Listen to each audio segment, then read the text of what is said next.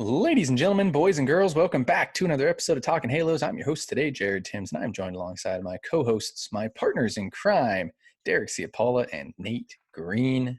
Fellas, happy trade deadline has gone and passed. How's it going? Not all at once. Yay. All right. I think that's even more enthusiastic than I could be. That's not good. It was a bad day. So let's just move on before Jared tries to tell you guys fairy tales and makes it okay. But it was a terrible day. They did a terrible job. I get more guys to cover in the minors. Well, Davidson's already going to be out. They already reported that, which I'm excited. I'm excited about Davidson. I'm excited. Sure. Be excited about Jose Suarez 2.0. Logan O'Hoppe, by the way, for those of you looking for a pronunciation, it's O'Hoppe, native of the Ireland tribe. I don't know. But yeah, it's interesting. Very interesting. Pause. Did you just say a native to the Ireland tribe? Yeah, is that where you went with this? You can't have that on there. Yeah, and I apologize. Yeah, I'm Irish too, so edit that out. I'm Irish. I'm not editing it out. Leave it. I'm not editing it out. People need to chill out. It's a joke. I love it. It's a joke. If they have a problem with it, go on their podcast. Derek, we're already racist for saying the Angels should trade Ohtani. It can't get any worse than that, all right? All of Japan already hates us, okay? So, just letting you know. Welcome back. But they didn't trade him, so. They didn't. And I don't know, not really surprising. I really like what the Nationals did. I know it's a lot to take in there, probably the biggest trade of all time, which we won't even speak about. We want to talk Angels baseball. Yeah, we want to talk about losing baseball, not winning baseball. Sorry, wrong team. All right. First, guys, before we get going, just want to say thank you for listening to the show here at Talking Halos, again, making us the best podcast out there. If you could subscribe wherever you are listening or watching, Twitter, Instagram, and Facebook. You can follow us there as well. We're doing some fantastic stuff there. 2, you can follow myself on Twitter at Jared_Timms, Derek at D Ciapola. Is there a 3-4 at that? No, D Ciapola. And Nate at Nate Green 34. I got that one right. So, guys, as always, thank you so much for listening, and give us a minute to pay the bills, please. All right, guys. Let's talk about it. Trade deadline is coming past.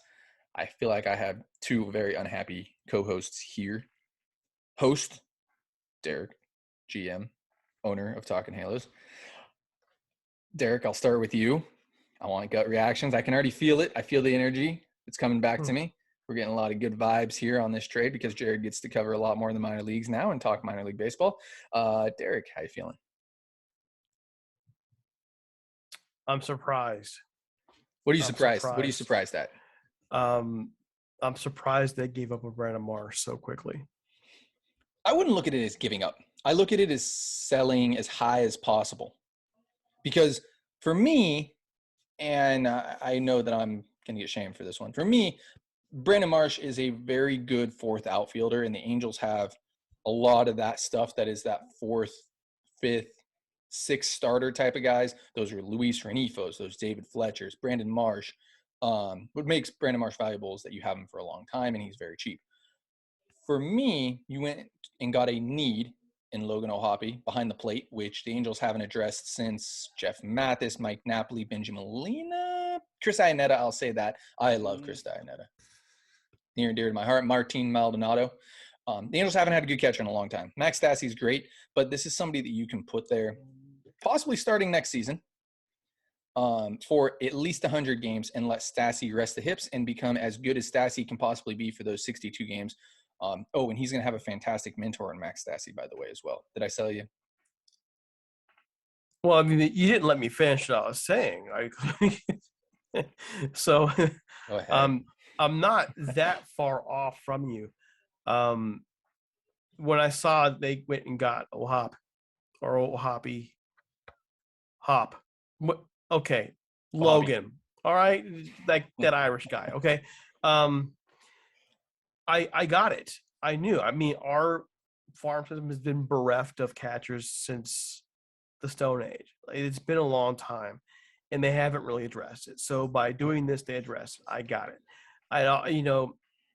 The Syndergaard trade part of it, I got it. it's a 1-year deal to get anything back from it. I mean, I would have thought as viable as it would probably be for somebody a little more than a guy who's been hitting 129 in the majors over the course of the last couple of years and an outfield prospect is the top in the Phillies top 30. That's kind of where my disappointment is with the deal. And then I go to Raisel Iglesias, and I'm not mad. They should never have given him that contract to begin with. I'm going to be unpopular one for that because if you've seen his stuff this year, it's been good, but it's not what it was last year. And I think the Angels realized that he's not going to be the guy you want 4 years from now. He's not going to be the guy you want next year. I think they saw his stuff take a step back and realize, oh, crap, we paid way too much for this guy. So if someone wants him, we'll move him. I think they could have got a little more for both him and Syndergaard, and that's where I'm disappointed. That was a price you paid for unloading the contract. Yeah, I do agree with the Syndergaard. We've been saying this for a while. With Syndergaard, you need to get someone of second round caliber back for him because you lost that second round pick. You got the first overall pick. I don't know if that even really counts. Like, I don't know. He wasn't even the first overall pick in that draft, if we're honest with ourselves. Like, that guy should not have been the first overall pick in that draft. That was a complete money saver. He's not the first overall pick in that draft. The only reason he was there is because they knew they could save money. But he is not the best talent in that draft. They got a first rounder back for him. Sure. All right. They got a first rounder that's in the major leagues back for him. They replaced Brandon Marsh with a guy that's probably ends up being like Brandon Marsh, which is fine. I'm cool with that, And they improved at the catcher position long term. Possible starting catcher next season. It'll be interesting to see what he does in the minors this year. See how he catches. It's going to be an interesting platoon there in Arcus City with him and Anthony Mulrine, who I absolutely love. I do agree with you, though, that I thought they should have gotten more for Syndergaard. However, they didn't pay the rest of his contract. The Phillies picked up the rest of his contract on that, which is one of the reasons why they only got what they got. Which is fine. I'm cool with it. It is what it is. Like I said, I think Mickey Moniak ends up being what Brandon Marsh is, a very good defender, probably a 240 hitter that's going to maybe hit 10 home runs type of guy for you, maybe a guy coming off the bench. And I'm cool with that. I'm fine with it. It's a guy that you have control over for a long time. And like I said, former first overall pick. Cool with it. I know you want to, asterisk that. That's fine. And then Yadiel, which is how you say his name, Yadiel Sanchez, the switch hitting corner outfielder. Bigger kid, I think 6'2", skinny, can put on a little bit of weight. Back end of the top 30 prospect for me. Actually, front end of the top 30, should I say? Top. Not in your top 30. Not in my top 30. He's right out of my top 30. Kind of an Orlando Martinez, Deshaun Knowles type of guy, which I'm okay with getting that as well. You can see what you can do develop-wise. He doesn't swing and miss a lot. He doesn't walk a lot. He might hit for a little bit of power. He fits the Angels mold. Let's not hit. Let's not walk. Let's just hit 180 and it'll be okay. I get it. I do. I just wanted pieces back. Give me pieces back. Go sell some guys. And I thought they did a decently good job. Now, the Raisel Iglesias trade signals a lot more for me than what you got back. Is that fair to say? I mean, it's very obvious what it signals, but it signals the death of this franchise. Not really. What? I don't think it. Are you on crack? No, it 100% signals the death of this franchise because the only reason they traded Raisel Iglesias was to save money for Shohei Ohtani. And Shohei Ohtani is going to look at this trade and say, you got worse. How am I going to stay when you got worse and you can't win 70 games in a year? So Shohei Ohtani is going to be a Dodger in 2 years because the Dodgers are going to offer him more money. He's going to be a Dodger in 2 years. There's a lot of things. The Angels are going to – this is what they did. They saved money for Ohtani. They saved $50-something million this trade deadline for Ohtani. And that scares me because I don't like a six-man rotation. It's fine. That's what you're building around as a 6-man rotation. If you do end up getting Shohei Ohtani long term, that is your DH for the next 10 years, which scares me as well because you have Mike Trout that's going to be turning 40 around the same time. You have an Anthony Rendon that's going to need to get off his feet at third base. Oh, and Mike Trout also needs to get off his feet in center field. And you have Just Joe move from the Adele. left. And you have Joe. Yeah, I know. I agree. You can move him to a corner position, but the older he gets, I mean, we've seen this with injuries, and it is a little bit worrisome to me. I still think he's Mike Trout. Rendon's going to need to get off his feet a little bit unless you move him to first base in a sense, which could end up happening as well if you continue seeing injuries. And Shohei Ohtani is going to end up he needs to DH unless you can figure out him playing in the outfield for some reason. And Ohtani's had the injury history like everybody else has. I know everybody's forgotten about that because he's been healthy for a year and a half. If he hurts the arm again, he can't pitch. If he hurts anything else, he can't hit. And that scares me a lot. And I get that he brings in a lot of money, and we've talked about this before. Artie Moreno is a fantastic businessman. I think we can all agree with that because I love what Artie's done business-wise, minus Los Angeles Angels. I love what he's done business-wise. He's done a fantastic job. And this is a very business move trying to bring Shohei Ohtani back. Now I don't know if they're going to or not. That's the next big issue. But why would you stay? Why would you stay? You haven't been over 500 one time in your career as an Angel. The Angels haven't shown a reluctance to go over the luxury tax for you. They haven't shown any signs of getting better. So I want to stay.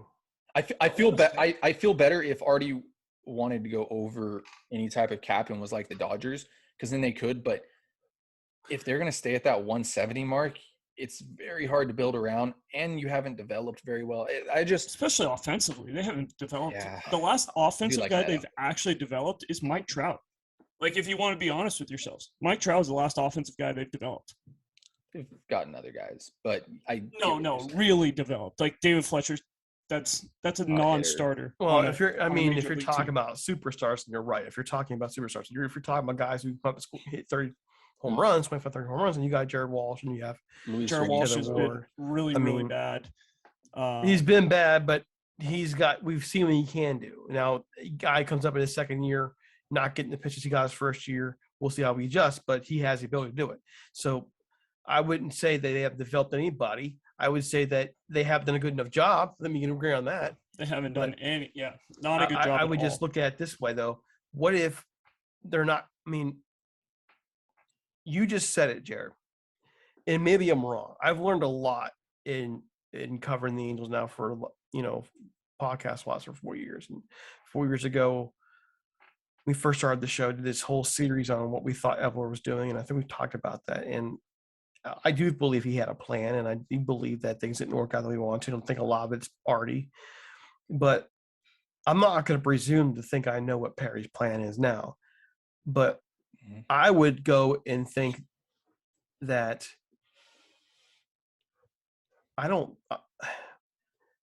we've seen Artie throw money at stuff, throw money at people. We've seen Artie just go for it, but we've never seen him go over the salary cap. Doesn't mean he won't. No. And what I mean by that is this. Has there ever been a point in the last 10 years that we felt 100% sure the team was on the cusp of being a true blue contender? After 2016.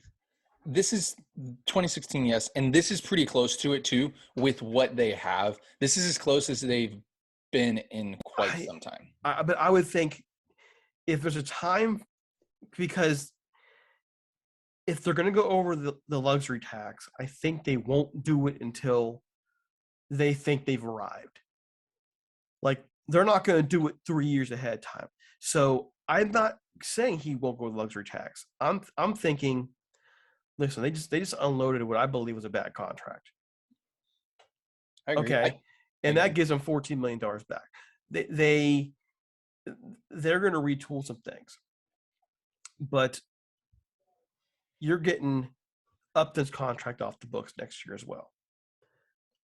We don't talk about that. There's about $50 million off the books alone, those two players. That's a lot of money. That'll go straight to Shohei Ohtani. Yes, but that right. So that's not going to make him better. But hold on, let me finish. This is what the player development part comes in. Are they, and this is what Menas is getting paid for. Is he developing the guys now that are going to be there at that point? So because what's he going to do? I think Ohtani has to know by next July if he feels like this team's on the cusp or not. And one more thing about that, given what Ohtani said, and given what the automatic thought was going to be, hey, he's that they're putting the money aside for Ohtani. Ohtani's already said, I want to win. He's already basically said, listen, I'll leave if I have to. I'm pretty sure that front office has been talking with him about some of the stuff they're doing, what their plan is. Just like they've talked with Trout in the past. Doesn't mean their plan was a good plan. So I don't think it's time to panic now. I think I want to wait until the end of like December to see where their money is. Where's their money at? Where's their money going? They got rid of a bad contract today. They got their catcher of the future if he is what we think he is. And the catcher on a club is the guy who calls your pitching games for 120 games a year. It's a big deal. So, I don't have this horrifyingly negative approach. I just think the Angels could have got a little bit more. I think they're getting their books ready, not just for Ohtani, but how do you keep Ohtani and play other positions? They gotta be smart, and it's gonna be hard. Yeah. And here's, so not to go off on a tangent, let's actually finish it up with the Iglesias trade. I'm okay with it, with the salary dump. I'm going to go back to my old ways. Nate, you kind of sold me on the closer for a little while, but I'm going to go back to my old ways and say that I understand that the last 3 outs are the hardest to get, because I used to have to try to get those last 3 outs, and it's impossible. It's not impossible, but it's not easy. It takes a certain mindset. It takes a certain guy, and Iglesias was that guy, and I'm cool with that. They unloaded a big contract, which I'm 100% cool with. I'm not cool with paying relievers that amount of money, whether it's Tepera, whether it's Loop, anybody that amount of money, because of how volatile they are. We've seen it this year. Ryan Tepera was not the guy he was last year. Aaron Loop was not the guy he was for the last 2-3 years. And is that the Angels' fault? I don't know. I couldn't tell you whose fault that is. But I'm okay with letting that contract go, especially since down the road, maybe his last year or two, Raisel Iglesias might end up becoming a starter because he has that 3-pitch mix. He's got the good changeup. If we see the velo drop, there's always that, and that's always been something that's been thrown around a little bit. To go on to another tangent of not really tangent, you look at it next year. O'Hop's catching. You have Walsh at first base. You probably need to platoon him there, or get somebody better than him, because there are 15 Jared Walshes out there. Just in my opinion here. You need a second baseman. David Fletcher isn't that guy. I'm going to continue to say it. If the Angels are starting David Fletcher, they're not a playoff team. Renifo has shown that has the capability of being that guy. I'd love to see him finish out the year the way he's playing right now before I award him second base, like I thought we always would. They need a shortstop desperately. You need somebody that's going to fill out that middle of the order. They got a pretty good shortstop right now. All right. No. You need a shortstop. You have Rendon coming back. Was that sarcasm or not? I can't tell. It was sarcasm. You do not have a good. You don't have a shortstop. Andrew Velasquez is not that guy. He's a good sixth shortstop or sixth infielder that you bring up in a pinch if you need it. Somebody gets hurt. I'm fine with that. He's not your starting shortstop. That's even bold for him, but yeah, that's fair. You have Anthony Rendon. That's a big question mark at third base. Is he healthy? Do you need to put him at first base at some point? Can you platoon with Walsh at first base at some point? I don't know. That's a question mark. Adele, how does he finish? Paying a guy $30 million to platoon. Trout, you need to figure out. Wow. You need to figure out what Trout is. He's got to stay a little bit healthier for me. At the moment, we said that coming into the season, he's been a little bit unhealthy. Taylor Ward he had one good month. Shohei Ohtani is Shohei Ohtani. He's going to bat 250 and hit 500 home runs and pitch really well, and I'm cool with that. Max Stassi coming off the bench, or your second catcher, whatever you want to call that. Like I said, you need a backup first baseman. You need that infielder, which is probably David Fletcher, and now you have Mickey Moniak, who's possibly your fourth outfielder or somebody that you can bring up. He was hitting 129, man. Come on. I'm gonna stick with it. That's why I give it a B-. I like Mickey Moniak. You have some pieces that are interesting in the minors, but are all down in AA and haven't seen AAA pitching or anything like that. You get to the starting staff, you go Ohtani, Sandoval, Detmers. Everything else is a question mark. You need 3 pitchers. You need at least one guy who's gonna be a dude for you. You need another Patrick Sandoval. You need another Shohei Ohtani. Reed Detmers has looked really good, but you need to see more consistency out of him. So you need 2 more starters. Kai Bush is maybe a guy in there. Possibly you have a lot of 3 more starters. You need 1 dude and 2 guys that can flip innings. Yeah. You go to the bullpen, you lost your closer, that's fine. You probably have Ben Joyce that's maybe even C-Rod. Chris Rodriguez, Chase Silseth in the bullpen, along You with can't Aaron count on Luke Chris being in there, man. As much as we all like Chris and want Chris to succeed. I know, I get it. And my gosh. He's been hurt, and that's why you put him in the pen, and you hope you get a little bit more out of him. I don't know what the case is there. Bachman in the pen. You have a lot of bullpen pieces. I'm not worried about the bullpen because of how volatile it is. You don't need to go pay guys. You just need to learn how to not even structure a bullpen right. You need to learn how to use a bullpen right, and that hasn't been used correctly at all. In fact, it'd be kind of interesting to see what Phil Nevin's bullpen usage has been like. However, they've been so bad, I don't think it really will matter, to be honest. So probably hasn't been too bad, to be honest. So I mean, he's used Iglesias in wrong situations, so yeah, he's very similar to Madden the way he's managed the bullpen. So even if you want to say like his bullpen management is better than Madden, it's still very similar. So yeah, he doesn't have a lot to work with. He has Aaron Loop as a 7th inning guy, which $8.5 million for that guy to be a 7th inning guy is outrageous. $8 million for Ryan Tepera to be an 8th inning guy is absurd. So yeah, I think that there were other guys to move if you were going to salary dump. I think Ryan Tepera easily could have been a guy, and I wouldn't have asked for anything in return. I would have been fine with the salary dump. But that's the thing, dude. You're saying it, you don't want these guys, do you? No.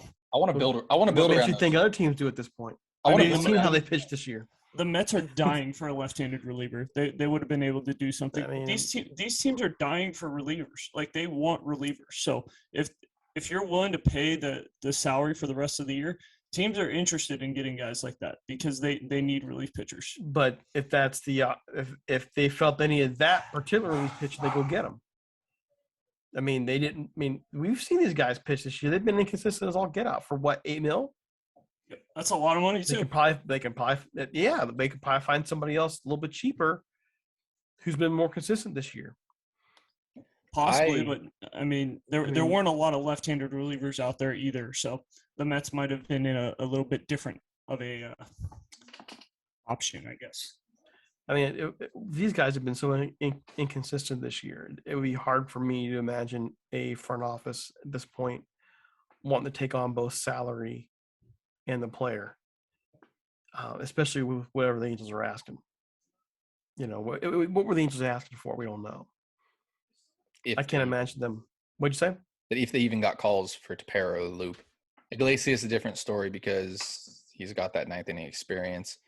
Tepera was good for 1 year, and Loop is that left-handed situational guy who, I hate to agree with Nate, they may have slightly overpaid for him. Slightly? $1.5 million max? I give the Angels credit for saying, listen, our bullpen was a major problem. We're going to pay what we got to do. We're going to do what we got to do to fix it. But the bottom line is it didn't work. Why didn't it work? Was it 3 guys all of a sudden just knocked themselves this year? Was there something else? Was it a relationship between the pitching coach and the player? But all these guys you brought in, where's the consistency been when they were consistent elsewhere? I really have an organizational question there more than just the player. What makes you think that they can bring anybody else in to be good in these situations as well? I don't know. Technically, Tepera has been what he's been his entire career. It's very hard to be upset with Ryan Tepera because he has been everything he has been his entire career. I think that they've been used in wrong situations. I think they were 1 bullpen piece away, now 2 bullpen pieces away from being that really good bullpen. Loop is not a 7th inning guy. If you look at his track record, he's always been somebody who's pitched in lower leverage situations, but he's pitched well in those situations, which has been fantastic. That's why he's had such a good ERA. They moved him into the 7th, 8th inning role, and he wasn't that guy. Ryan Tepera, you give him that 7th inning role, 6th inning role type of guy, and that's the guy he is. He's not an 8th inning guy. He's not – and people are going to get really pissed off with Ryan Tepera here in the next couple months because he's their new closer, unless you bring up Ben Joyce which is now a side thought of No, mine, which would be a lot There's of no fun. way they do They're that. not going to. They're not going You're gonna to. start his not clock gonna- for a 35 win team right now. It's no. They're not going to. I get that. They're not going to. People are going to get really pissed off at Ryan Tepera because of what he's going to do down the stretch because he's not a closer. Heck, I mean, I'd put Jimmy Herget in that role at this point. Like I brought that up earlier in the day, like who the Angels go to in the bullpen now, you know, like dang, the Angels are going to have the first overall pick draft lottery very, very soon because of this bullpen that's going to be misused and there's going to be they're going to be taxed this whole starting staff and bullpen. It'll be very interesting to see what happens down the road and I don't know. Like I said, this is why bullpens are so volatile. Would I have restarted the bullpen over? I'm fine with trading Raisel Iglesias 100% because of the contract. You have better places to spend that money. I firmly agree with that. If it's Shohei Ohtani, that's fine. It is what it is. I don't think you can build a team around Shohei Ohtani, 6-man rotation, DH. I don't have to say it. Not with this roster. I don't have to say it anymore. I do think you can build a bullpen around Tepera being your 7th inning guy and Lute being that 6th inning left-handed specialist back in his role where it's not high leverage situations. But now you need an 8th inning and 9th inning guy, which you have options, but not great options. So I love paying my 6th and 7th inning guys $16.5 million. It's my favorite thing, actually. You look at the winning teams, they do that a lot too, actually. There's always a bullpen to be made. We say it every offseason. You go and look and just done it. You know, on the bright side of it, they just spent an entire draft last year on pitchers. You're going to hit on those guys. You're going to hit on some of these guys. But the next 2 years, they better figure it out if they really want, well, 1, convince Ohtani to stay, and 2, find a way to financially make it work. Financially, I think they did just make it work. Well, they're going to have to, like you mentioned it, dude. At some point, when they think they're ready, they're going to have to jump into luxury tax. There's no way around it. This roster can't win with Shohei Ohtani. It just can't. It can win with Shohei Ohtani if for 1 year. Can we asterisk it? The Angels can win with Shohei Ohtani. Not long term. If Artie Moreno goes out and spends the money, and if they can develop, if Aaron Nola is that dude, but not long term. Yes, they can. Listen, you're going to look at 4 years from now. Mike Trout is going to be 37 years old. This guy can't stay healthy right now. 30, he's 30, where's he going to play? 4. Yeah. Yeah. Where's he going to play? That's my biggest worry here. He's got a DH. He can't play the outfield 162 games out of the year. Anthony Rendon hasn't played a healthy season yet. You're expecting that guy to play 145, 150 games at third base? No, he's going to need a DH. You can't do that. Those guys, you're paying $35 million for a guy to sit on the bench, 35 times a year. It's unbelievable. I would say this. Those are problems that are legit, Nate, that you're bringing up. They're legitimate problems. And for that reason, I'm starting to come around on trading Shohei.